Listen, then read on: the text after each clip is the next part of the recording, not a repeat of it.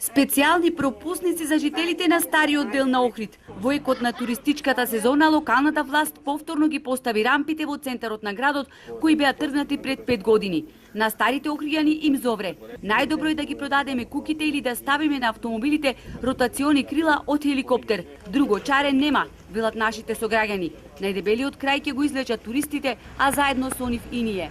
Покрај што живам тука и го издавам, апартман имам. И Савајлево се ојде во Билјанин избори да побарам картичка, ако сите кој што требите. И ми рекоја, пошто нема школа, ние картичка нема веќе издајме. И сега јас нека ми кажат како ќе ги донесам туристиве на паркинг, што имам за пет коли, кај што имам вложено во тој паркинг, кој пари, са не можам јас да ги донесам дома туристиве. Бидејќи се влегува со пропусници, со роднините и пријателите, наместо да испиеме кафе заедно, ќе разговараме преку интернет. Ќе се гледаме и слушаме преку мрежата на Skype сервисот. Оти никој нема пари за фрлање, велат охријани. И таксистите кои деновиве како безглавени возат туристи и постари жители до Горнапорта, велат дека ова е избрзана и необмислена одлука, која нема да го редуцира сообраќајот во градот. Напротив. Мислам дека ќе оптеретат. Во кој смисол? Во кој смисол? Уште не знаеме како ќе функционираат и на кој начин.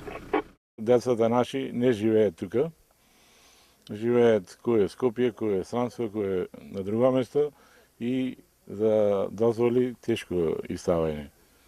Барет на сообраќајната дозвола да е на име на живелиштето. Туристичко место, Канево, сака некој да одат, не можат гости да редат. Ќе ги врачат назад, така?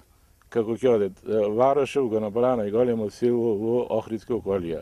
Од Општинскиот комитет на ВМРО-ДПМН бараат градоначалникот веднаш да ја повлече одлуката за поставување на рампите.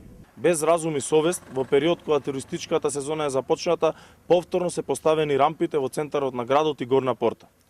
Градоначалникот Стојановски веднаш да опоништи донесеното решение, бидејќи ќе трпат станоиздавачите, туристите, угостителите и жителите на стариот град.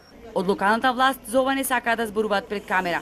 Се огласија со соопштение, во кое меѓу другото стои дека овој модел со поставување на рампи се спроведувал во светските туристички центри со стари градски јадра.